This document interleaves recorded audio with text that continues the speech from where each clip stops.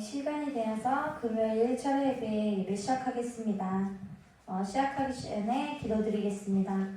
하나님 아버지 감사합니다. 오늘도 이렇게 주님 전에 나와 하나님께 찬양하게 하시고 저희가 아버지 당연하게 하나님께 찬양 드리는 게 아니라 하나님한테 정말 부름받아서 이 자리에 온 것을 고백합니다. 하나님 아버지 지금 이 자리에서 아버지 하나님께 영광 돌리고 오직 주님만 찬양하게 도와주시고 그 무거운 짐을 내려놓고 오직 주님만을 바라보는 우리 성도들이 될 수 있도록 하나님이 인도해 주시옵소서. 예수님 이름으로 기도드렸습니다. 아멘. 하나님께서는 우리에게 항상 말씀하십니다. 나의 사랑, 나의 어여쁜 자야 라고 항상 말씀하시는데요. 저희가 그 소리를 들을 수 있는 은혜의 시간이 되셨으면 좋겠습니다. 나의 사랑, 나의 어여쁜 자야 찬양 드리겠습니다.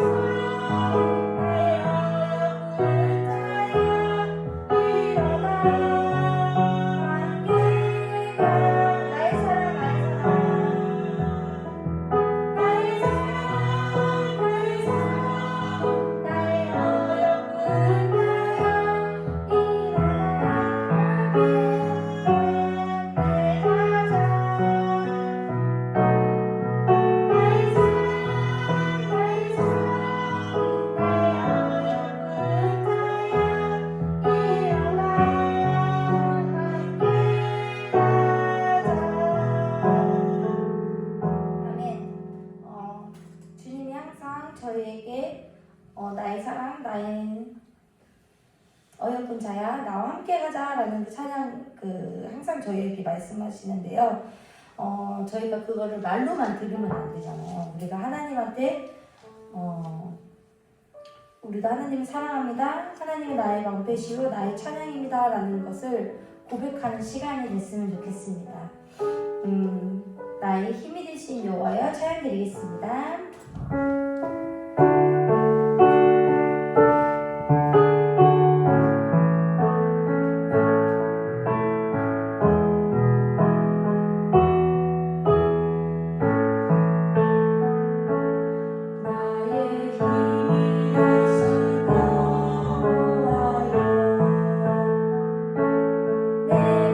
주님을 사랑합니다.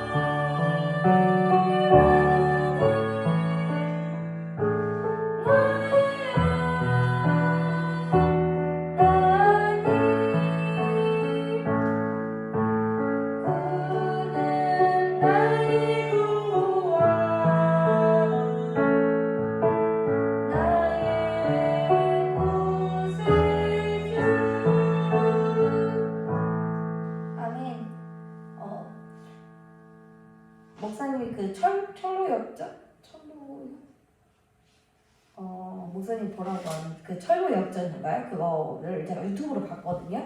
근데 거기서 이제 자기의 짐을 그 성경책이 그 내용에 자기의 짐을 벗으려고 하나님한테 가는 내용을 보면서 하나님이 나 혼자 가는 게 아니라 거기 막 전도사님도 붙여주고 목자도 막 붙여두고 하시더라고요. 그 어려운 가운데서도 그걸 보면서 하나님께서 내가 힘들고 지치고 쓰러졌을 때 하나님께서 나에게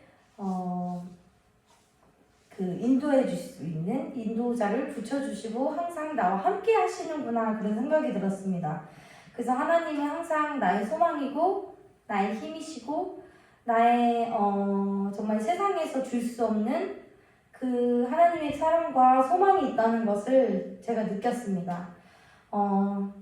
이 시간 정말 하나님께서 주시는 그 사랑과 소망을 느끼는 시간이 됐으면 좋겠습니다.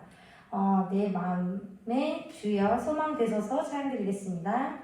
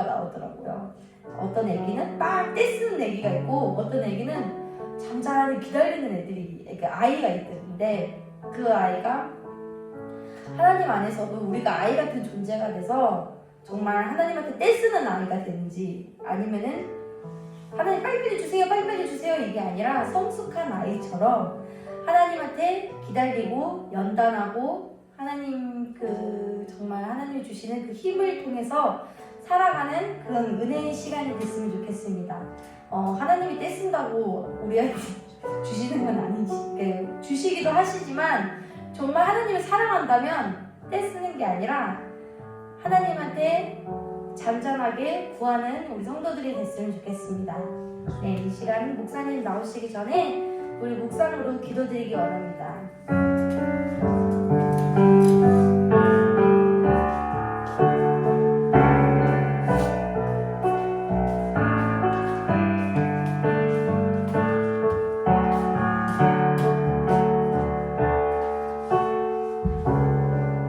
거룩하신 아버지 하나님 감사합니다. 모든 것이 주 앞에 은혜요 감사함 뿐이오니 아버지 이 시간 예배 가운데 자정하여 주셔서 우리의 감사와 찬양과 기도와 간구를 들어주시고 아버지께서 우리에게 말씀하여 주시기를 간절히 원하오며 거룩하고 존귀하신 예수님의 이름으로 감사하며 기도드리옵나이다. 아멘.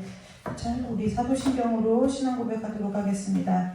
전능하사 천지를 만드신 하나님 아버지를 내가 믿사오며 그 외아들 우리 주 예수 그리스도를 믿사오니 이는 성령으로 잉태하사 동정녀 마리아에게서 나시고 본디오 빌라도에게 고난을 받으사 십자가에 못 박혀 죽으시고 장사한 지 사흘 만에 죽은 자 가운데서 다시 살아나시며 하늘에 오르사 전능하신 하나님 우편에 앉아 계시다가 저리로서 산자와 죽은 자를 심판하러 오시리라. 성령을 믿사오며 거룩한 공회와 성도가 서로 교통하는 것과 죄를 사하여 주시는 것과 몸이 다시 사는 것과 영원히 사는 것을 믿사옵나이다. 아멘. 찬송 한 장 부르고 말씀 보도록 하겠습니다.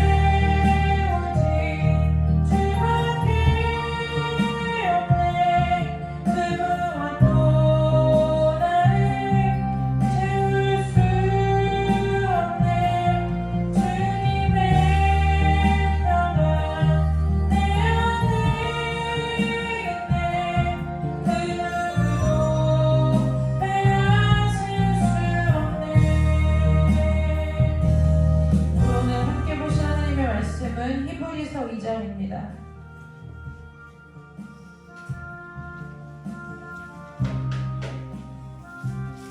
히브리서 2장 11절에서 18절까지 말씀 함께 보도록 하겠습니다. 히브리서 2장 11절에서 18절까지 말씀 우리 함께 보도록 하겠습니다. 히브리서 2장 11절에서 18절까지 말씀입니다.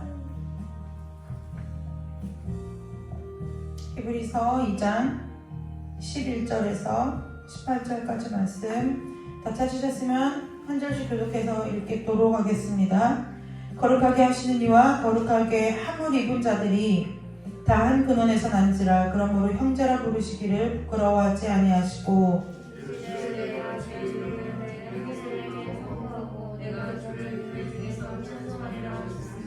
또다시 내가 그를 의지하리라 하시고 또다시 볼지어다 나와 및 하나님께서 내게 주신 자녀라 하셨으니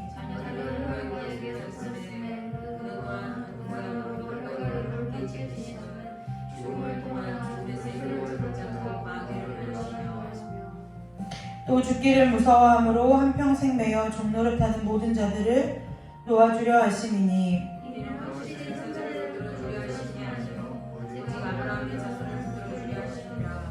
그러므로 그가 범사의 형제들과 같이 되심이 마땅하도다. 이는 하나님의 일에 자비하고 신실한 대제사장이 되어 백성의 죄를 속량하려 하심이라.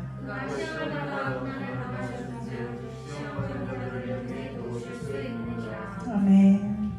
잠깐 기도하고 우리 함께 말씀 나누도록 하겠습니다. 존귀하신 아버지 하나님, 은혜와 사랑을 감사드립니다. 아무것도 아닌 인생을 하나님의 자녀 삼아 주시고 티끌 같은 인생을 주께서 기억하여 주시고 먼지보다 못한 인생을 주께서 우리의 소주께서 주님의 손바닥에 우리의 이름을 새기시고 우리를 끝까지 사랑하시는 그 은혜를 입게 하시니 감사합니다. 그 사랑으로 오늘도 우리를 말씀 앞에 세우셨사오니 아버지 이 말씀 우리를 살리는 말씀 되게 하여 주옵소서. 살기를 원하고 새롭게 되기를 원하고 날마다 주님께 더 가까이 나가며 주님을 더 알기를 원하는 우리 모두의 마음을 주께서 제물로 받아 주옵시고 이 시간 성령 하나님께서 우리와 함께하여 주셔서 아버지 말씀 앞에 선 우리들에게 가르쳐 주시고 깨닫게 하여 주셔서 아버지 우리가 더욱더 주님을 알아가는데 아버지 주님을 바로 아는데 진리를 아는데 힘쓰는 자들로 설 수 있도록 주께서 이 시간 저희들의 마음과 생각을 온전히 지켜주시기를 간절히 원하오며 거룩하고 존귀하신 예수 그리스도의 이름으로 감사하며 기도드리옵나이다. 아멘. 오늘 하나님과 나 네 번째 시간이죠. 지난주에 우리 함께 나눴던 것들을 기억하시나요? 네. 사람에게 있어서 이제 신앙의 단계, 신앙의 계절이 있다. 이걸 나눴었어요. 그래서 우리가 신앙의 단계에 있어서 우리가 나누었었고요. 그 다음에 그래서 하나님께서 그 신앙의 단계를 지나가는 동안에 우리의 삶에 있어서 다루시는 부분들이 있는데 그것이 크게 한 7가지 정도가 된다라는 것을 우리가 함께 나누었어요. 그리고 나서 이제 이번 주에는 무엇을 했느냐? 그럼 그 단계를 지나가면서 실제적으로 우리의 삶에 무엇이 필요한가를 함께 나누기로 했었는데요.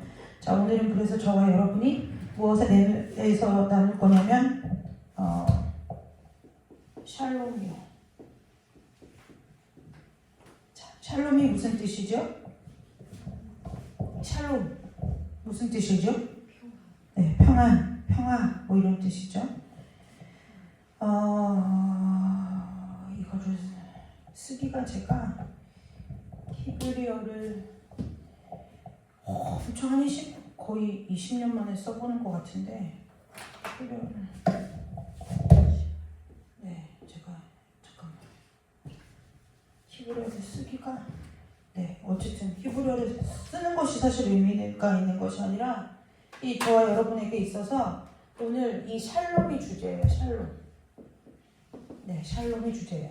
샬롬을 우리가 단순히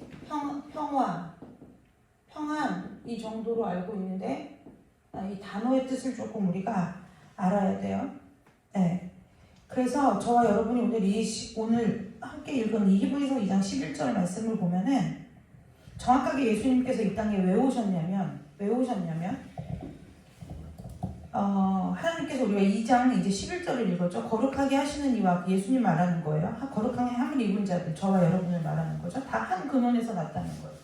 한 근원에서 났는데 그래서 우리를 예수님께서 형제라 부르시기를 부끄러워하지 아니하시고 이르시되 내가 주의 이름을 내 형제들에게 저와 여러분에게 선포해 주신 거죠. 그리고 내가 주를 교회 중에 찬송하리라 하셨으며 여러 가지 이야기들이 나와요. 그런데 저와 여러분 거룩하게 함을 입은 자들이 14절에 보면 어디에 속해 있냐면 혈과 육에 속하여 있다 그랬어요.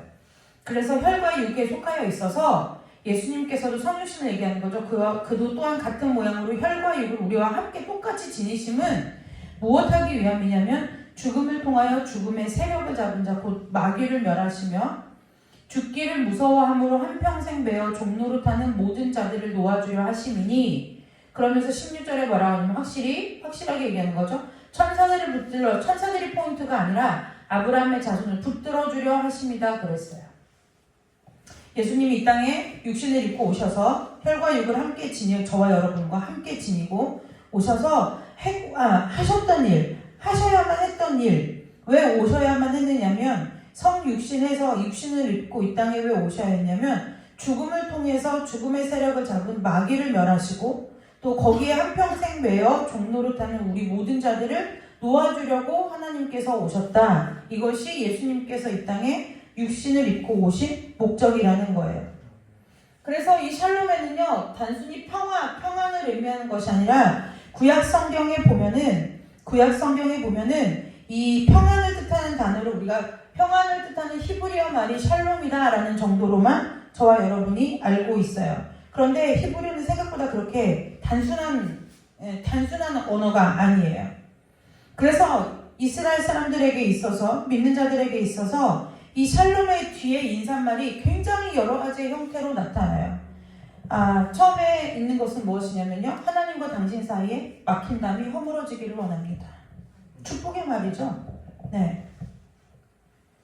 이게 하나님께서 이 땅에 저와 여러분을 위해서 오신 목적이라는 거예요. 하나님과 저와 여러분 사이에 막힌담이 허물어지기를 원합니다. 그것이 곧 뭐라는 거예요? 오늘 말하는 평안이라는 거예요. 하나님께서 우리를 처음에 지으셨을 때 샬롬하는 존재로 지으셨어요. 네. 그래서 우리는 이 샬롬의 상태를 벗어난 상태가 뭐냐면 죄로 오염된 상태인 거예요. 그래서 우리는 살면서 죄로 오염된 내 자신을 볼 때 원인을 다 알 수 있느냐? 잘 몰라요. 네. 때로는 상담을 받고 심리학적인 접근을 하고 정신의학적인 접근을 해서 여러 가지 물론 유익을 얻고 또 도움을 얻을 수는 있는데 인간의 근원에 있어서의 모든 그 하나님과 나 사이의 관계의 문제뿐만 아니라 우리가 살면은 사람이 어쨌든 뱃속에 잉태되는 순간부터 관계가 시작되는 거예요. 한 가정에 아이가 생기는 것이고요. 네, 그 아이를 품은 엄마와 아빠와는 부모 자식의 관계가 생기는 거고요. 부모 자녀만의 관계가 되나요? 그 아이는 아무것도 몰라요. 그냥 세포 하나일 뿐인 거예요. 그런데 그 아이에게는 이미 나기도 전에 수많은 인간관계가 그 아이의 주변을 둘러싸는 거예요. 어떻게 보면 생각해보면 좀 숨막히는 일이죠. 그 아이는 아직 남자인지 여자인지도 모르고 이 아이가 뱃속에서 10달을 잘 건강하게 지내다가 이 땅에 태어나게 될지 아니면 그 어떠한 사람이 일일이 다 알 수 없는 이유로 인해서 하나님께서 뱃속에서 거두어 가실지 우리는 다 알 수 없지만 어쨌든 생명이 잉태되는 순간에 무엇도 시작되느냐면 관계가 시작된다는 거예요. 그런데 이 관계에 있어서 우리가 사람의 관계의 기초는 어디일까요? 사람의 관계의 시작은 어디냐면 태초예요. 태초에 하나님 천지를 창조하셨을 때 하나님께서 아담을 흙으로 만들어 지으셨을 때 하나님의 형상을 따라 지으셨을 때 이때부터 뭐예요? 아담과 하나님 사이의 관계가 시작되었어요.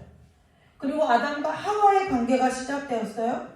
그리고 하나님께서 그 문화명령이라고 불리는 세격하고 번성하고 정복하고 충만하고 다스리라는 이 명령을 통해서 이제 무엇했느냐? 이 아담과 모든 이 피조 세계가 관계가 있는 상태가 되어버렸어요. 그래서 요즘 현대를 살아가는 사람들이 이 관계의 문제 때문에 굉장히 머리가 아프고 골치를 썼고요. 그래서 TV 프로 자연인 이런 사람들 보면은 대부분 어떤 경우냐면 관계에 지쳐서 떠난 사람들이 많이 있어요. 우리도 왜 그렇게 나는 쉬어야 돼. 나는 휴식이 필요해. 나는 좀 벗어나고 싶어. 이걸 외치는 이유가 뭐예요? 관계 때문에 그래요. 관계가 힘들다는 거예요. 그래서 사람이 늘 내가 어떻게 하느냐면 관계를 좋게 하려고 노력도 해보고 아니면 내가 이렇게까지 할 필요가 없어. 그래서 책도 요즘에 베스트셀러들은 대부분 보면 관계의 기술에 대해서 뭐 나만 상처받을 필요 없다. 그래도 섬겨줘라 뭐 했다가 여러 가지 말들로 인해서 모든 그 주제를 살펴보면 이 관계라는 거예요. 네, 관계라는 거예요. 원래 하나님과 우리 사이의 관계는 어떠한 관계였냐면 샬롬의 관계였어요. 평안이었다는 거예요. 담이 없었다는 거예요.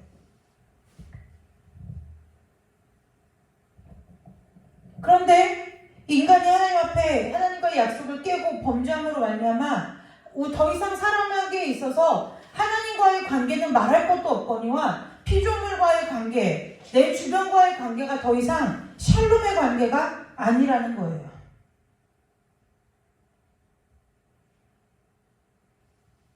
이 샬롬이라는 히브리어를 굳이 쓰지는 않았는데요. 이건 좀 알고 계셔야 돼요.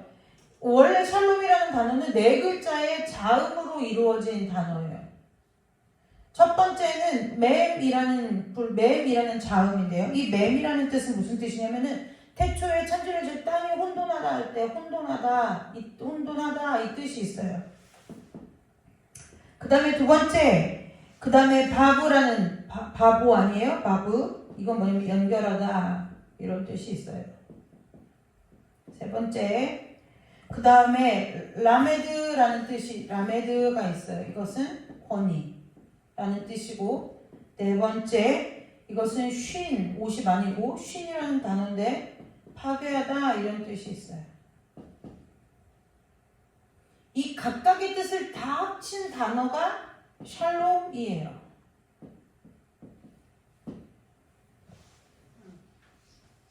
그래서 히브리어는 이 원래 각각의 자음들의 뜻을 좀 알면 단어의 의미를 유추하기는 좀 쉬워요. 거의 그리는 수준이라 제가 그리지 않았어요. 그래서 이 샬롬의 원래 이 문자적인, 그럼 이스라엘 사람들 이 히브리어는 의미 있는 단어를 붙여서 단어를 만들어내는 언어의 구조인데, 그렇다 보면 이 단어가 연결돼서 하는 것이 무엇이냐, 무슨 뜻이냐면 이런 거예요. 이제 순서를 한 이유가 있어요. 이 혼돈하다가 아니라 혼돈이라는 이 명사인데, 이 혼돈을 연결시키는 권위를 파괴하는 것, 이것이 샬롬이라는 뜻이라는 거예요. 네, 카오스라고 얘기하죠. 혼란, 혼돈. 태초에 하나님 창세기 1장에 땅이 혼돈하다 할 때 이 혼돈, 질서 없고 무질서한 상태를 말하죠. 이 혼돈하고 연결해주는 이 모든 권위를 파괴한다는 거예요. 이것이 샬롬이라는 거예요. 이때 이 권위는 어떠한 권위일까요? 오늘 저와 여러분을 죽음으로 파멸로 몰아넣는 죄악의 권위. 그것은 늘 우리의 삶에 뭘 갖다 주느냐면 혼돈을 갖다 줘요. 그래서 죄의 권위와 우리를 연결시키는 그 모든 것들을 파괴한다, 깨버린다. 이것이 뭐라는 거예요? 샬롬의 뜻이라는 거예요. 그래서 샬롬은 그렇게 그냥 아무것도 아니고 그냥 왜 걱정도 없이 근심도 없이 그냥 우리가 생각하는 평화로운 상태를 얘기하는 것이 아니라는 거예요. 어떻게 보면 치열하게 우리가 하나님 앞에서 하나님께서 우리에게 주신 저 샬롬을 빼앗기지 않기 위해서 치열하게 싸우는 어떤 전쟁을 치르는 전사의 모습과 같은 상태가 오히려 샬롬의 상태라는 거예요. 우리는 늘 평안이다는 전쟁도 없고, 그거는 비틀즈가 말하는 이매진이라는 팝송에 나오는 그런 가사 하나 있을 법한 일이에요. 신앙은 이제 이 뒷 얘기로 하겠지만, 신앙에 있어서의 가장 큰, 내가 신앙이 있는 사람이야, 내가 믿는 사람이야를 나타내주는 가장 큰 징표는요, 기도를 많이 하고 금식을 많이 하고, 내가 그 바리새인처럼 일주일에 몇 개를 금식하고 11조를 하고, 이것을 말하는 것이 아니라 내가 처해져 있는 상황을 정확하게 믿음을 가지고 현실을 직시할 수 있느냐, 이것이 현실을 도피하지 않는 것, 이것이 정말 진짜 신앙이라는 거예요. 그래서 이 샬롬의 상태는 어떨 때 이루어질까요? 이 혼돈한 것이, 죄의 권위로부터 오는 혼돈이 내 삶에서 없어질 때 샬롬의 상태가 되는 거예요. 저와 여러분에게 정말 오늘 하나님께서 주신 이 말씀 그대로 저 샬롬의 은혜가 있으시기를 주님의 이름으로 축복합니다. 이 샬롬을 주시기 위해서 예수 그리스도께서 성육신에서 오늘 이 땅에 저와 여러분을 위해서 오셨다는 거예요. 그래서 뭐 하고 있다는 거예요? 그래서 제가 아까 방금 전에 얘기했죠. 전쟁을 치르듯이 하는 상태가 샬롬이다라고 얘기했죠. 그 샬롬을 치르기 위해서, 샬롬을 다시 얻어내기 위해서 예수님이 할 수 있는 것이 무엇이냐? 하나님께서 예수를 대신 보내셔서 인간의 죄값을 치르고 다시 얻어오는 것밖에는 방법이 없으셨다는 거예요. 저와 여러분의 삶에, 그리고 이 땅에 인간이라는 이름을 가지고 존재하는 모든 생명체에게는 그리스도를 믿는 믿음으로 말미암아 이 혼돈과 연결된 권위를 끊어내는, 이 죄의 권세를 끝장내는 샬롬의 은혜가 아니고서는 이 관계의 문제가 해결될 수 있느냐? 해결될 수 없어요. 기억하셔야 돼요. 우리도 마찬가지예요. 우리가 그렇게 믿음이 좋고 믿음이 성장하고 성숙하고 하려고 하는 가장 큰 이유를 근본적으로 보면 무엇하기 위해서요? 하나님과 가까이에 가기 위해서라는 거예요. 하나님과 친밀해지기 위해서라는 거예요. 그런데 그것을 하는 일이 무엇하는 거예요? 예수님을 믿는 일이라는 거예요. 죄의 권세에서 우리를 혼란하게 하는 모든 것들을 다 끊어내버리는 거라는 거예요. 없애버렸다 나가지 않고 파괴했다고 했어요. 파괴했다는 것은 무엇이냐? 진멸하라는 거예요. 진멸하라는 거예요. 그래서 십자가의 복음은 99%가 없어요. 99.9인데요. 그럼 금은 순금이라고 쳐줄지 모르지만 복음은 복음이 아니라고 말해요. 복음은 100이어야 하는 거예요. 타협할 수가 없어요. 왜요? 예수님께서 이 땅에 오셔서 죄로부터 우리를 혼돈하게 하는 그 모든 것들을 파괴하셨어요. 파괴했다는 것은 무슨 뜻이냐? 재건이 불가능하다는 얘기예요. 건물이 어느 정도 무너져 내리거나 금이 가면 좀 공사를 하고 보수 공사를 해서 다시 쓸 수 있지만, 건물이 완전히 산산조각 나서 폐허가 되면 다시 뭐 해야 되냐면 잔해를 치우고 새로 짓는 일밖에는 없어요. 그래서 우리가 예수님을 믿게 되는 것, 주님을 따르게 되는 것은 우리 삶에 지진나는 일이랑 똑같은 거예요. 내가 갖고 있던 생각, 내가 갖고 있던 삶의 방식, 내가 갖고 있던 가치관, 내가 갖고 있던 모든 것들이 다 어떻게 되느냐면 재건 불가능하게 파괴되어야 샬롬의 상태가 된다는 거예요.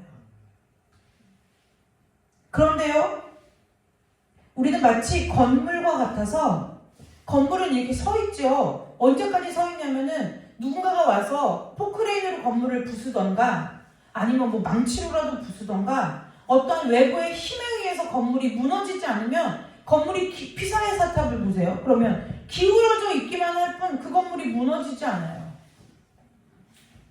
건물이 파괴되려고 할 때는 분명히 어떤 외부의 힘에 의해서 압력이 가해져야 부서지는 거예요. 그리고 그 힘이 클수록 파괴의 정도는 심해지죠. 예수님은 저와 여러분에게 있어서, 저와 여러분의 삶에, 저와 여러분의 심령 가운데 죄로부터 오는 모든 혼란을 파괴하려고 오신 분이에요. 그래서 예수를 믿는다는 것은 삶의 목적과 방향이 분명해지는 거예요. 그리고 예수님을 믿고 예수님을 따른다고 하는 것은요, 우리가 그냥 내가 이렇게 해야 되나? 저렇게 해야 되나? 생각할 수 있는 일이 아니라 그냥 딱 그 길, 오직 한 길, 그 길만 따라가는 것, 그것이 예수 그리스도 안에서 샬롬의 평안을 누리는 일이 된다는 거예요. 저와 여러분의 이 땅의 삶 가운데 샬롬의 은혜가 부어지시기를 주님의 이름으로 축복합니다. 이것은 아주 실제적인 거예요. 그리고 능력이에요. 왜요? 권세를 파괴하는 것이니까요. 샬롬은 그냥 평화로운 어떤 상태를 이야기하는 것이 아니라 능력인 거예요. 내게 샬롬의 은혜가 있으면 내가 받는 땅에 샬롬의 은혜가 나타나는 거예요. 내가 샬롬의 은혜가 있으면 나를 만나는 누군가에게도 샬롬의 은혜가 선포되어져야 된다는 거예요. 저와 여러분에게 예수 그리스도께서 실제적으로 능력 있는 구원자가 되셔서 샬롬의 평안이 얻어지시는 은혜가 있으시기를 주님의 이름으로 축복합니다. 우리가 이 하나님과 나 한 2번 정도 하면 마칠 건데요. 2번 정도 하면 마치면 그 다음에 금요일 때 뭘 할 거냐면 기독교 세계관에 대해서 아주 자세하게 배울 거예요. 기도라기보다는 좀 공부에 가까울 텐데요. 우리가 여러분들이 이제는 알아야 될 때가 되었어요. 그래서 인본주의가 무엇인지, 이슬람이 무엇인지, 불교가 무엇인지 뭐 비교 종교학 시간에 배우는 것이긴 하지만 배워서 알아야 돼요. 왜요? 세계관이라는 것은 우리가 기독교 세계관이라니까 무조건 내가 하나님의 말씀을 알고 하나님 말씀대로 선택하는 것 그렇게 단순하게 이렇게 그냥 딱 정리해서 얘기할 수 있는 것이 아니에요. 여러분들이 부모의 뱃속으로부터 태어나서 육신의 장막을 입는 그 순간부터 지금까지 우리를 지배하고 다스려왔던 가치관이 사람이 흔히 말하는 세계관이라는 거예요. 그래서 이 세계관이 하나님의 말씀으로 복음으로 새롭게 변화되지 않으면 우리는 평생 무슨 싸움하다 갔냐면은 하나님과 내가 맨날 하나님과 세상 사이에서 헤매다가 가는 인생이 되는 거예요. 그래서 우리가 그 일을 할 건데요. 오늘은 어쨌든 이 샬롬의 은혜를 알아봤어요. 여러분 하나님과 참 샬롬의 은혜를 누리시기를 주님의 이름으로 축복합니다. 이 샬롬의 은혜를 아는 사람은요. 샬롬의 은혜를 아는 사람은요. 어떠한 은혜를 갖고 사느냐? 세상하고 구별된 삶을 살아가요. 하나님과 이 땅에서 살아가면서 여러분 잘 보세요. 예수님을 믿고 이 땅을 살아가는 순간부터 예수 그리스도를 믿는 사람의 삶의 가장 중요한 문제는 무엇이냐면 나는 행복한 사람인가? 이건 아니라는 거예요.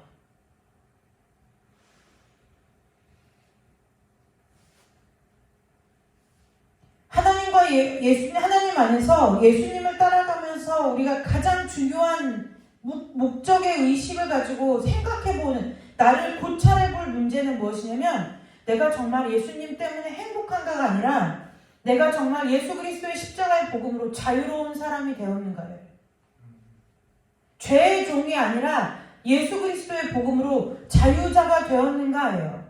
하나님께서 주신 참 자유 안에서 내가 하나님 안에서 하나님의 복음의 말씀으로 자라나고 있는가? 이것이라는 거예요.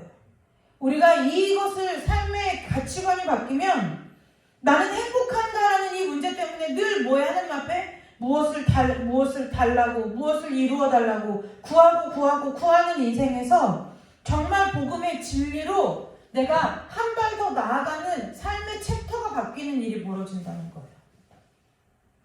여러분 예수 믿는 것이 내가 행복해지려고 믿는다는 것은 죄송한 말씀이지만 복음에서는 아주 먼 얘기예요.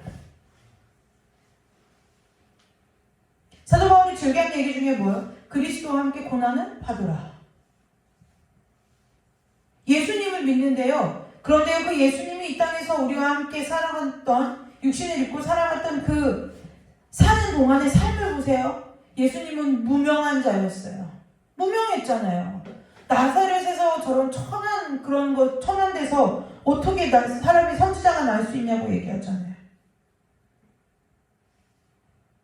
그냥 좀 어린아이로 태어나셨으면 좀 말도 좀 하고 하면 영재들처럼 한 5살 때쯤부터 기적과 이사를 좀 행하시면서 그쵸? 마귀의 시험도 능히 말씀으로 대적하시면서 막 십자가를 비웃으시면서 내가 저기 매달린다고 막 이렇게 하셨어야 좀 예수님이 이게 있어 보이잖아요? 그런데 예수님이 뭐 한 거예요? 30년을 침묵하신 거예요. 30년을 침묵하셨어요. 목수의 아들로 비천하게. 여러분 집에 자녀가 있는데 자녀가 33살까지 하는 일도 없이 빈둥빈둥 맨날 집에서 엄마 일이나 돕고 아버지 일이나 돕고 한다고 생각해보세요. 근데 그 아들이 성령으로 잉태된 아들이래요. 이게 현실적으로 감이 오세요?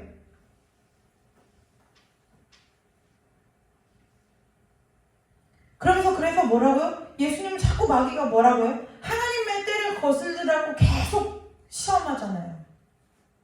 마귀가 예수님에게 한 그 시험이 다 뭐예요? 종류가 뭐 여러 가지 의견이 있어요. 뭐 이건 무슨 시험이다 그러는데 다 그걸 떠나서 그냥 예수님을 마귀가 시험한 그 사건을 통틀어 보면 무슨 얘기냐면 결국은 뭐냐면 하나님의 권위에 반하라는 얘기예요. 하나님이 정하신 하나님의 때를 어기고 네가 정말 하나님이라면 네 멋대로 한번 해봐라. 이 얘기를 한 것이 마귀가 예수님을 시험한 사건이라는 거예요. 어찌됐든 간에 이 모든 기다림을 마치시고 예수님께서 이제 공생애를 시작하셨어요. 그 예수님을 따라 산다고 하는 우리가 유명하기를 명성을 구한다고요? 그 예수님에게 예수님이 인자는 머리 들 곳도 없다 하였는데 우리가 하나님 앞에 이미 거처 할 집이 있음에도 불구하고 더 좋은 것, 더 넓은 것, 더 호화로운 것, 그 기준이 무엇이죠? 복음이 아니죠? 네, 내 기준이고 내 이생의 자랑이고 안목의 정욕이고 내가 하고 싶은 나의 욕망이라는 거예요. 그래서 여전히 예수를 믿는다 하면서도 하나님과 나의 관계를 살펴볼 때 하나님, 나는 하나님께서 이 기도를 이루어주시자는 나는 하나님 앞에서 행복한 사람이 아니에요 라고 이야기하는 것은 복음을 몰라도 전혀 모르는 사람의 이야기라는 거예요. 우리는 행복해지려고 예수 믿는다는 일은 애저녁의 복음에 없어요. 우리가 다만 행복을 누릴 수 있는 것은 하나님께서 나에게서 죄의 짐을 풀어주셔서 자유케 하시고 나의 삶을 영원한 사망에서 생명으로 옮겨주신 그것 때문에 행복한 것이지 그 구원의 확실성, 구원의 실제, 구원의 그 살아있는 능력 때문에 행복한 것이지 하나님께서 이 땅에 썩어질 육신 장막을 입고 살아가는 동안에 입고 입을 옷, 신을 신발, 먹을 음식, 거처할 집 그것 때문에 우리가 행복을 느끼면은 죄송스러운 말씀이 아니라 복음에 합당하여 말씀을 드리자고 하면은 아직도 예수 그리스도 언저리에서 그냥 있는 것이지 복음은 아니라는 거예요. 그것이 우리의 세계관, 우리의 삶의 가치관이 아직도 세상에서 하나님의 예수 그리스도의 복음으로 넘어오지 않았다는 증거가 된다는 거예요. 여러분, 예수 그리스도로 인해서 내 인생의 행복을 찾으려는 생각은 애저녁에 버리시고 주님 안에서 참 자유함을 누리시는 것이 여러분의 삶의 소원 되시기를 주님의 이름으로 축복합니다. 쓰지 말라는 게 아니에요. 우리 똑같이 살잖아요. 믿지 않는 사람들하고 똑같이 살잖아요. 똑같이 느끼고 똑같이 감정을 느끼고 생각하고 사고하고 이 땅에서 살아가면서 모든 필요는 다 똑같잖아요. 먹을 양식이 있어야 되고 입을 옷이 있어야 되고 신을 신발이 있어야 되고 이것이 잘못되었다는 것이 아니에요. 그것이 아니라 이 우리에게 샬롬의 은혜가 있는 사람들에게서 있어서는 이 세상과 구별되라니까 어디 동떨어져서 공동체 생활하고 수도원 생활을 해라 이 얘기가 아니라 물론 그것도 귀해요. 그러나 우리 대부분의 보편적인 인생을 살아가는 우리들에게 있어서 어디 수도원에 들어가라 이 얘기를 하는 것이 아니라 항상 우리 안에 어떠한 인식이 있어야 하느냐면 내가 가진 재물, 내가 쓰고 있는 물건, 내가 살아가고 있는 집, 내가 이 땅에서 누리는 이 모든 것이 내 삶의 전부가 아니라는 것이 늘 우리의 인식 가운데 있어야 된다는 거예요. 그것이 있어야 된다는 거예요. 여러분 형편이 뭐 예를 들어 제가 막 돈이 막 많아요. 지금도 당장 은행에 가서 돈을 찾으면 아파트 한 채를 살 수 있고 집 한 채를 살 수 있는 돈이 있어요? 그러면 그런 경우에는 집 사면 되죠. 사지 말아라. 더 좋은 걸 들지 말아라.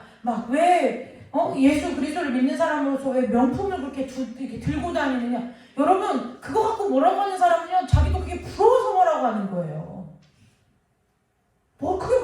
각자의 삶의 분량과 그릇에 따라서 얼마든지 누릴 수 있고요. 저와 여러분이 삶의 가치를 어디에 두고 사느냐에 따라서 어떤 사람은 내가 세상의 견문을 넓히는 것이 더 좋겠다 해서 내가 좀 집은 전세에 살고 이래도 좀 그 여행을 좀 다녀야 되겠다 이렇게 생각하는 사람들이 있는 반면 나는 그 어떤 것도 필요 없고 내 몸에 건강이 최고다 해서 좋은 음식을 찾아서 일부러 먹고 몸에 건강한 음식을 먹으려고 하고 사람마다 삶의 우선순위와 가치가 다 다르다는 거예요. 그걸 가지고 네가 그리스도인이 아니니 그 물질적인 것을 가지고 판단하고 비판하는 것 자체가 이미 내가 뭐 하냐면 물질적인 세계관에 갇혀있는 사람이라는 걸 얘기한다는 거예요. 그것이 아니라 그것을 쓸 수 있어요. 가질 수 있어요. 소유하고 누릴 수 있어요. 그러나 그것이 내 삶의 전부가 되는 것은 그리스도인의 삶이 아니라는 것을 오늘 말하는 거예요. 그래서 그것은 때로는 내 필요에 따라서 내 어떠한 그 소원에 따라서 그것이 생길 수도 있고 없어질 수도 있고요. 누릴 수도 있고 못 누릴 수도 있어요. 그런데 그것 때문에 내 존재 가치가 흔들리지 않는다는 거예요. 그것이 하나님 앞에 거룩하게 구별된 삶이라는 거예요. 그것이 내 인생을 좌지우지 흔들지 못한다는 거예요. 저 사람은 저걸 가졌고 저런 집에 살고 저런 차를 타고 저렇게 누리고 사는데 나는 아직도 이렇게 하니 내가 언제 저 사람의 삶을 쫓아가며 나는 언제 저렇게 누리며 그러니까 이제 내 능력으로는 안 되겠지. 우리 청년들 잘 들어야 돼요. 내 능력으로는 안 되겠지. 그러니까 나의 이 꿈을 이루어줄 나의 이것을 좀 서포트해줄 그런 집에 결혼해볼까? 그런 사람을 좀 조건으로 찾아볼까?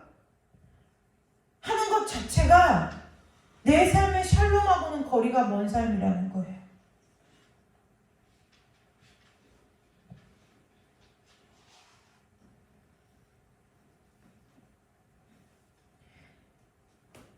사람에게 있어서 물질의 위험성은 무엇이냐면 집착하기 때문에 위험한 거예요. 집착하는 거예요. 차를 사요. 저희가 지금 저희 차가 도색이 들어갔잖아요. 그랬어요. 뭐 편치 않아요. 뭐 불편하죠. 뭐 마트 한 번은 가려도 걸어가야 되고요. 뭐 불편해요. 그런데요, 없어도요, 또 그냥 살만해요. 좋은 점이 있더라고요. 많이 걷게 돼요. 네, 운동하게 되더라는 거예요. 무슨 얘기 하려고 하느냐? 예수 그리스도를 믿는 사람으로서 세상과 구별된 삶을 살고 샬롬의 은혜를 누리며 산다는 것은요, 그것에 지배받지 않는다는 거예요. 늘 그것에 있어서 집착하지 않는다는 거예요. 더 나은 것을 가지려고, 더 좋은 것을 얻으려고. 그것이 아니라 우리의 삶의 목적이 그 이 땅에서 쓰고 즐기고 누리는 모든 것은 그냥 필요한 것 정도이고 정말 내 삶에 늘 갈망되고 소망되고 필요한 것이 오늘 아까 찬송한 것처럼 주님께서 내 마음에 소망되시는 것, 이거 되는 사람이 샬롬의 삶이라는 거예요. 여러분, 정말 여러분들에게 있어서 하나님이 주인 되시는 게 여러분들의 삶의 소원이시기를 주님의 이름으로 축복합니다. 아멘. 왜 자꾸 소유하고 왜 자꾸 거기 소유에 집착해요? 왜 집착해요? 벌벌 떨잖아요. 뭐에 벌벌 떨어요? 집값에 벌벌 떨잖아요. 형편이 어려워지면 집을 줄여갈 수도 있어요. 형편이 어려워지면 그렇게 해야죠. 근데 무엇 하는데 그렇게 사람이 마음과 다툼과 시기와 살인까지 나요? 지평수를 줄이지 않고 이걸 유지해보려고 하는 거, 유지할 능력이 없는데 이걸 유지하려고 그 집착을 못 버리니까 그런다는 거예요. 예수 그리스도를 믿는 사람 중에도요, 무지하게 많아요.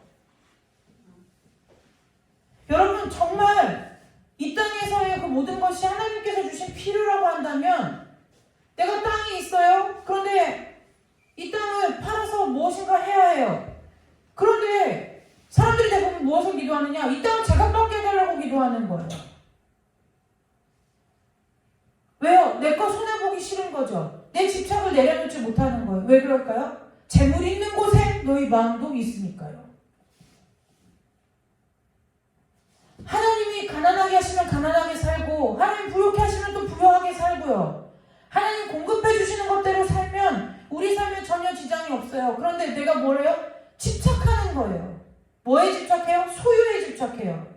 왜 소유에 집착할까요? 예수가 내 마음의 주인이 아니에요. 그러니까 한 달에 소득이 얼마가 있어야 되고 거기서 교회 헌금은 얼마 하고 얼마를 저축하고 얼마를 보험 계산하지 말라는 것이 아니라 거기에 목숨을 걸지 말라는 거예요. 근데 우리는 목숨을 걸고 산다고요. 나 직장 떨어지면 뭐 먹고 살지?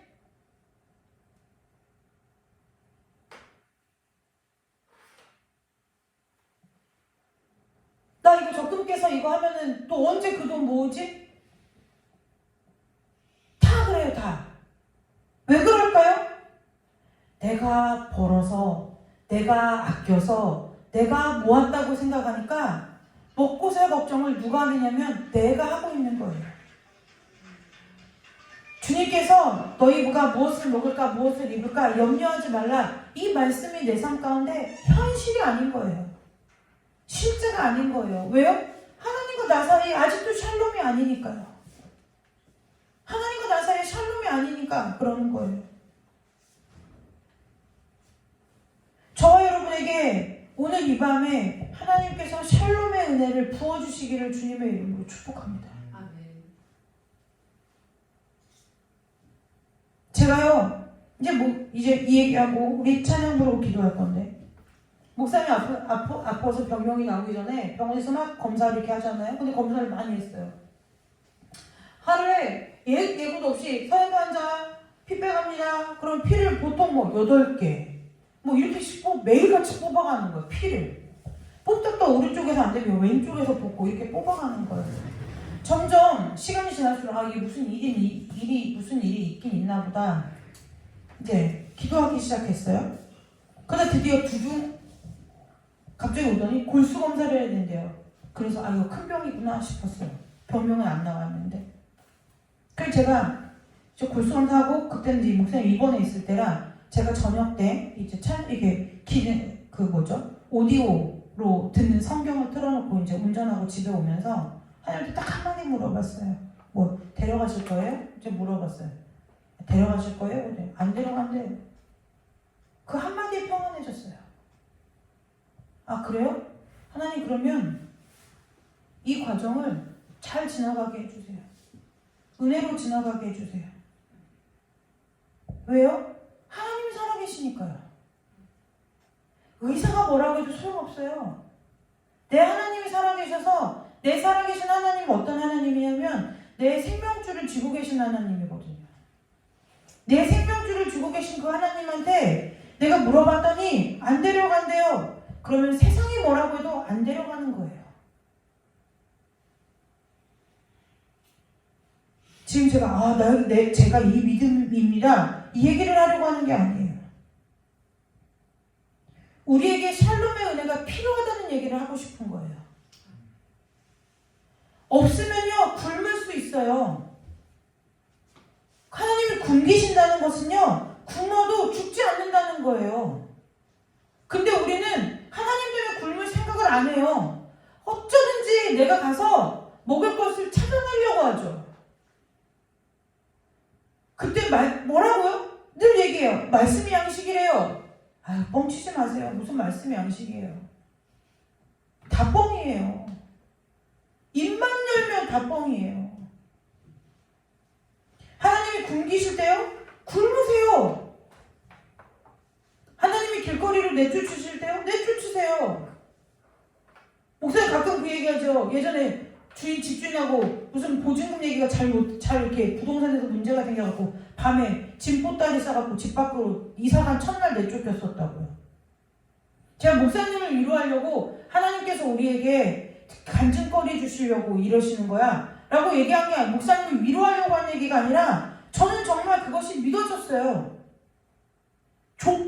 상황을 좋게 해석하려고 하는 것이 아니라 하나님이 이스라엘 백성들을 광야에서도 입히시고 먹이시고 텐트라도 치게 하셨는데 하나님이 어떻게든 하시겠지 믿어졌다고요. 여러분, 그 샬롬의 은혜가 우리를 살리기도 하고 죽이기도 해요.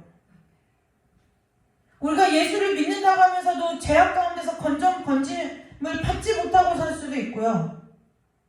내가 예수를 믿는다고 하면서 예수의 생명으로 이 땅을 살아가면서 천국을 누리면서 살아갈 수도 있게 해요. 그걸 다 떠나서 그건 우리의 이기적인 욕심이고, 그것을 다 떠나서 원래 예수님께서 저와 여러분의 구주 되신 목적이 샬롬이기 때문에 하나님께서는 저와 여러분의 삶 가운데 기필코 반드시 마침내 드디어 끝끝내 샬롬의 은혜를 이루실 거예요. 저녁에 아닌 건 포기하세요. 제 신앙에 모토가 있어요. 모토. 저는 뭐 비전 이런 거 별로 안 좋아하는데 제 신앙의 모토는 뭐냐? 얻어맞기 전에 엎드리자예요. 네, 얻어맞기 전에 엎드려. 하나님이 아니라고 아닌 거예요. 그걸 자꾸 하나님 입장에서 보니까 아닌 것 같죠? 내 입장에서는 이게 필요한 거라니까요. 소용없어요.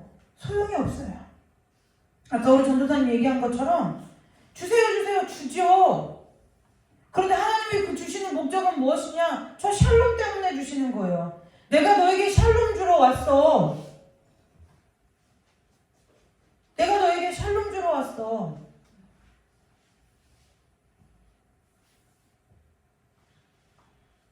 그게 하나님이 우리를 향한 뜻이고 목적이라는 거예요. 그런데 그것은 어떤 움직이지 않는 어떤 그냥 머물러 있는 상태가 아니라 실제 하는 능력이라고요. 오늘 이 밤에 저와 여러분에게 심령을 번잡하게 하고 근심하게 하는 어떠한 일들 가운데 여러분들이 여러분 자신에게 예수 이름으로 명령할 때 잠잠해져야 된다는 거예요. 예수 이름 때문에 잠잠해져야 된다는 거예요. 근심이 자석이 철가루를 땡기듯이 더 갔다 와서 붙는 것이 아니라 예수가 능력이고 저 샬롬이 능력인 사람들은 하나님과 나 사이가 샬롬으로 맺어진 사람들은 예수 그 이름 두 글자의 모든 것이 괜찮아진다는 거예요. It's okay예요.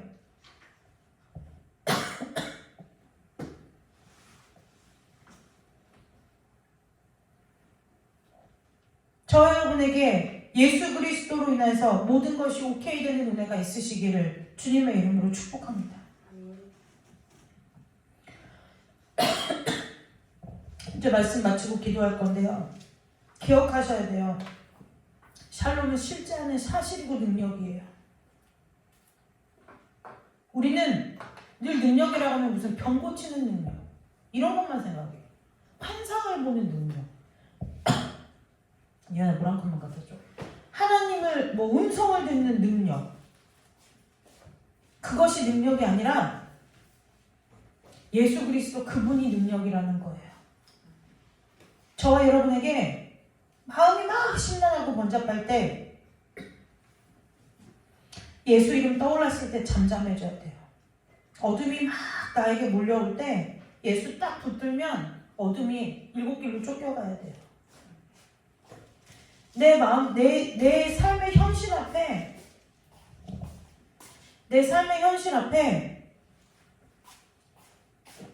내 주변의 모든 사람이 심지어 저와 같은 사역자가 너 그건 안 된다, 그 길로 가면 안 된다, 망한다, 어쩐다 아무리 얘기해도 그 말이 아니라 여러분들의 심령 가운데 예수라는 이름 앞에 여러분들의 삶의 장벽이 무너져 내려야 돼요. 우리는 그 발을 안 내딛는 거예요.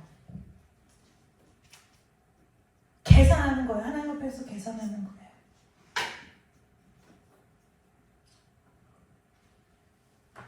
그리고 겨우 붙든다는 말씀이 하나님이 모든 것의 주인 되신다는 십자가의 복음을 붙드는 것이 아니라 내가 하나님 앞에 이렇게 심었더니 하나님께서 몇 배로 축복해 주셨다는 가짜 복음에 우리의 마음을 두는 거예요.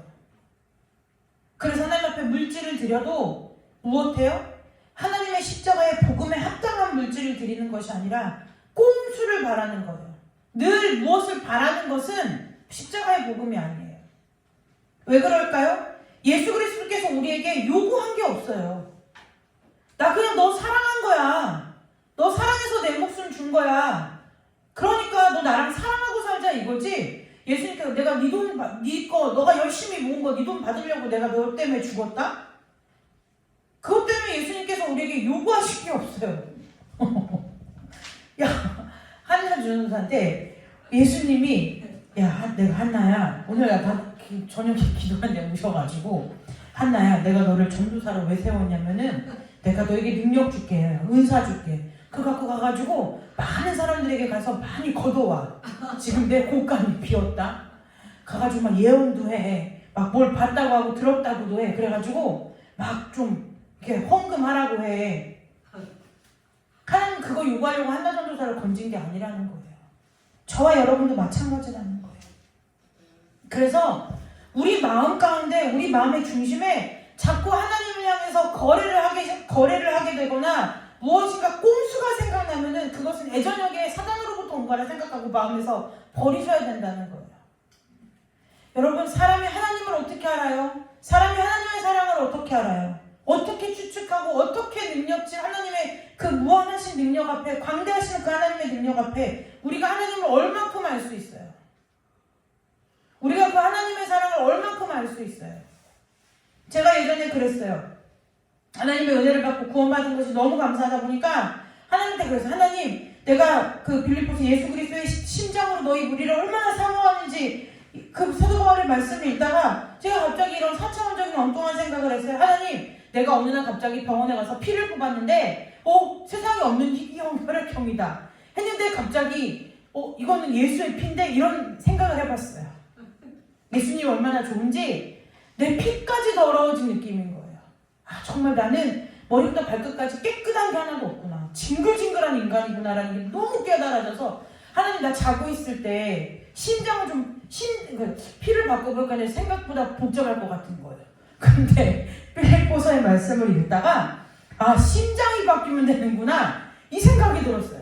그래서 하나님한테 정말 문자 그대로 무식하게 나 자고 있는 동안에 심장을 좀 바꿔가지고 내가 어느 날 그 다음날 아침에 뭔가 새로워진 기분으로 병원에 가서 혈액형을 이렇게 검사하면 이 세상에서 볼 수 없는 혈액형으로 이렇게 나오게 해주면 안 되냐고 이런 얘기를 이제 그런 생각을 엉뚱한 상상을 했던 때가 저에게 있었어요. 왜요? 예수님 실제니까요. 실제이더라는 거예요. 하나님 실제이시더라는 거예요. 살아계시더라는 거예요. 그냥 그 어렸을 때부터 나고 자란 교회에서부터 어렸을 때부터 모세의 귀에 못이 박히게 하나님이 너를 구원해서 건졌어. 그 말이 정말 그냥 하는 말인 줄 알았는데 그 하나님이 실제이시더라는 거예요. 그러니까요. 그 삶에 어떠한 문제가 와도요. 삶에 무슨 일이 생겨도요. 삶에 어떤 상황 가운데 놓여도 그 하나님보다 크지 않더라는 거예요. 그래서 저는 그 찬양이 믿어져요. 내 하나님은 크고 힘있고 능히 있어 못할 일 전혀. 정말이에요. 저와 여러분의 하나님은 크고 힘있고 능히 있어 못하실 일이 전혀 없어요. 근데 그 일을 하지 않으시는 것은 하나님의 때가 되지 않았거나 하나님이 보실 때 우리에게 그 일이 필요 없다는 거예요. 하나님이 포기하고 하나님이 없다고 얘기하신 그 일을 굳이 끄집어내서 내 인생 가운데 두어봤자 그 일의 끝자리는 죄악과 멸망과 사망뿐이에요. 하나님 앞에 원수의 머리 위에 숯불 쌓듯이 내 머리 위에 숯불 쌓는 일밖에 없어요. 여러분, 하나님과 저와 여러분 사이에 샬롬의 은혜가 있으시기를 주님의 이름으로 축복합니다. 그 은혜가 정말 어떠한 고여있는 물과 같이 멈추어 있는 것이 아니라 정지되어 있는 상태가 아니라 실제 삶의 능력으로 나타나는 복이 있으시기를 주님의 이름으로 축복합니다. 그래서 여러분들이 가는 곳에 우리는 분쟁이 그치라고 기도하는데요. 여러분, 분쟁이 일어날 때에서는 분쟁이 일어나야 돼요. 내가 세상 가운데 갔으면 불꽃이 튀어야 맞는 거예요. 내가 세상 가운데 갔는데 아무 일도 안 일어나면 그럼 여러분, 나 아직 세상이라는 거예요. 내 안에 복음이 있는데 복음이 아닌 곳에 내가 갔어요. 그러면 스파크가 튀어야 되는 거예요. 언제까지 싸워요? 그곳에 샬롬의 평안이 임할 때까지. 중보기도는 그렇게 하는 거예요. 내 안에 있는 평안이 저 사람에게 생명으로 전달될 때까지 중보하는 거예요. 저기는 전쟁터인 거예요. 질서도 없고 혼돈이에요. 그 혼돈의 권세를 끊어낼 수 있는 능력은 그걸 경험한 사람에게밖에 없어요. 우리가 기도할 때 무엇을 건져내는 거? 속회 모임에서, 구역예배에서, 셀에서, 목장에서 막 우리 아파트 집값이 2억이 떨어졌대요. 우리 집 팔아야 되는데요. 우리 집값 안 떨어지게 기도해 주세요. 그러면 아무도 거기다 대고 그게 믿음이 아닙니다라고 얘기하는 사람이 한 사람도 없어요. 그게 믿음이 아니에요.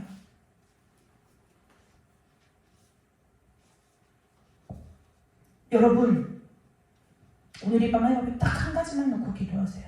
하나님이 살아계신 하나님 되게 해달라고 기도하세요. 하나님이 정말 이제는 내 삶 가운데 능력이 되게 해달라고 기도하세요. 그리고 하나님께서 저와 여러분의 삶에 능력으로 나타나시기까지 우리의 삶을 드리세요. 우리의 삶을 드리지 않는데 하나님의 능력이 나타날 수가 없어요. 내 삶에 여전히 내가 주인인데 하나님께서 어떻게 주인 돼서 사시겠어요? 내 삶을 맡긴다는 것은요, 내 입장에서 쉬운 일은 아니에요. 어떠한 일이 내 삶 가운데 펼쳐질지 모르고 하나님께서 어떠한 상황 앞에 나를 두실지 몰라요. 그러나 그 모든 일에도 끝까지 신뢰하고 하나님과 함께 그 길을 걷겠다고 하는 것이 우리의 신앙의 고백이 되어야 된다는 거예요. 오늘 이 밤 저와 여러분에게 하나님 안에서 우리의 삶을 드리는 은혜가 있으시기를 주님의 이름으로 축복합니다. 이게 헌신이에요. 내가 주님을 위해서 선교하겠습니다. 귀해요. 귀하지 않다는 게 아니에요. 내가 주님을 위해서 사역자가 되겠습니다. 내가 주님을 위해서 물질의 재정의 후원자가 되겠습니다. 귀하지 않다는 거 아니에요. 그러나 하나님이 기뻐하고 받으시는 가장 근본적인 헌신은 내가 너의 삶의 주인 되게 너의 삶을 나에게 그냥 맡겨줄래 하는 이 부르심 앞에 그렇게 하겠습니다라고 대답하는 거예요. 오늘 이 밤에 저와 여러분에게 이 믿음의 고백이 있는 밤이 되시기를 주님의 이름으로 축복합니다. 기도하겠습니다. 하나님, 샬롬의 은혜가 우리 모두에게 있기를 간절히 원합니다. 정지되었고 머물러 있는 상태가 아니라 정말 실제의 능력이요, 실제의 권능으로서 우리 모두의 삶 가운데 샬롬의 은혜가 나타나기를 원합니다. 주님, 우리의 모든 것을 다 십자가에 내려놓고 주님께서 주시는 그 평안으로 말미암아 우리가 주님 곁으로 더욱더 나아갈 수 있도록 주님 축복하여 주옵소서. 이 시간 우리의 기도 가운데 하늘 문을 여시고 임재하여 주셔서 우리의 기도를 들으시고 받으셔서 아버지의 뜻대로 우리의 삶을 아버지 돌려드리는 은혜가 있도록 주께서 축복하여 주시기를 간절히 원하오며 예수님의 이름으로 감사하며 기도드리옵나이다. 아멘. 찬송 하나 부르고 기도하도록 하겠습니다.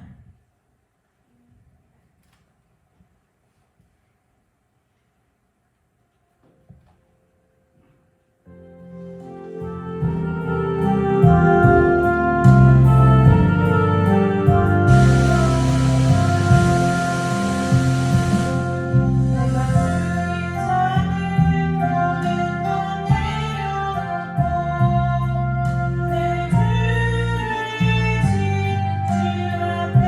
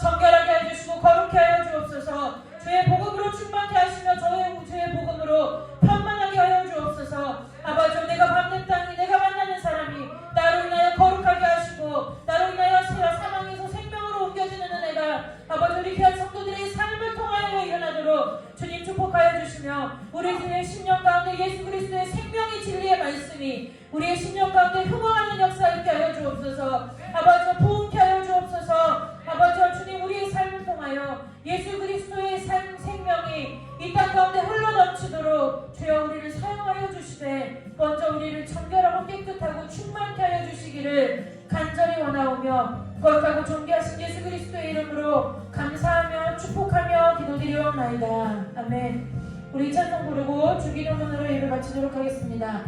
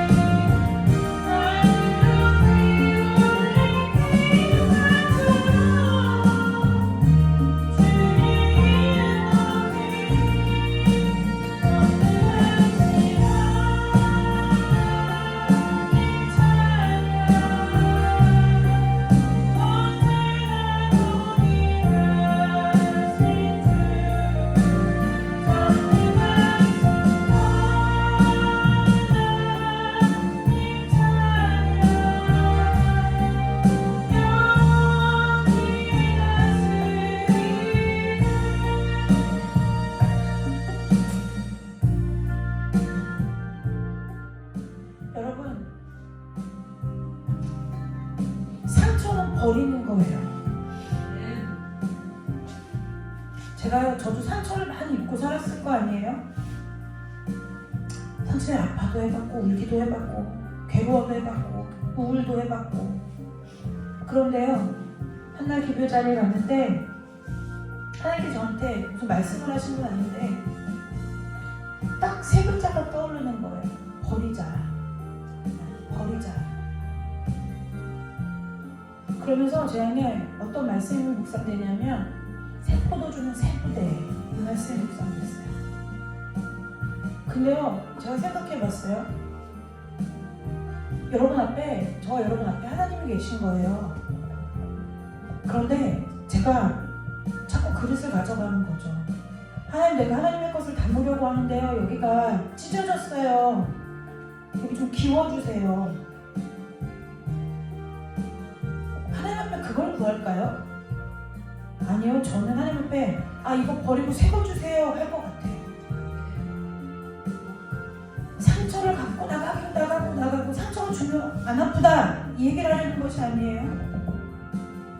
때로는 하나님 앞에 내 상처를 하나님 앞에 가지고 나아가서 하나님께서 주신 커다란 보자기 하나 받아서 거기다 내 상처를 다 꼭꼭 묶어서 하나님 태워주세요, 버려주세요. 나 손대기도 싫어요. 하나님 버려주세요 하는 은혜도 필요하다는 거예요. 매일 하나님 앞에 상처만 갖고 나가다가 언제 하나님의 새 생명 받아요? 그리스도 안에서 새로운 피조물이라고 하셨거든요. 새로워졌대요. 새거래요. 새거는 기운 것이 아니잖아요. 수리하고 수선한 것이 아니잖아요. 새 거잖아요. 여러분, 여기저기 다 흠집이 나고 낡고 그래서 다시 기우고 꿰매고 또 꿰맨 이것을 하나님 앞에서 가져가시겠어요? 하나님께서 주시는 새 것을 받아 누리시겠어요? 답은 정해져 있어요. 상처 때문에 아파하지 말라는 것이 아니고요. 상처 아파요. 그 아픔을 가지고 하나님 앞에 나아가야 돼요. 그런데 그것이 언제까지 이겠느냐는 거예요. 내가 하나님 앞에 계속 아랬는데요. 안 돼요? 안 괜찮아요? 그럼 버리세요. 하나님 앞에. 하나님 가져가시고 새 거 주세요. 새 마음 주세요. 왜요? 사람은 못해요. 정신과 의사는 못하고요. 상담자는 못하고요. 심리학자는 못해요. 오직 생명의 근원 되신 하나님만 새 마음 주실 수 있어요. 오직 생명의 근원 되시고 모든 것을 새롭게 하실 수 있는 능력이 있는 그 하나님만 새롭게 하실 수 있어요. 저와 여러분이 믿는 것은 세상의 지식과 학문이 아니라 그 모든 것들을 가능하시는 그 살아계신 하나님이에요. 그 살아계신 하나님의 샬롬의 은혜로 말미암아 저와 여러분의 그리스도 안에서 새로운 피조물 되심이 믿어지는 은혜가 오늘 이 밤 있으시기를 주님의 이름으로 축복합니다. 주기도문을 예배 마칩니다. 하늘에 계신 우리 아버지여, 이름이 거룩히 여김을 받으시오며 나라의 마옵시며 뜻이 하늘에서 이루어진 것 같이 땅에서도 이루어지리이다. 오늘 우리에게 일용할 양식을 주옵시고 우리가 우리에게 죄진 자를 사하여 준 것 같이 우리 죄를 사하여 주옵시고 우리를 시험에 들게 하지 마옵시며 다만 악에서 구하옵소서. 대개 나라와 권세와 영광이 아버지께 영원히 있사옵나이다. 아멘. 하늘 경공의 박수 올리고 예배 마칩니다.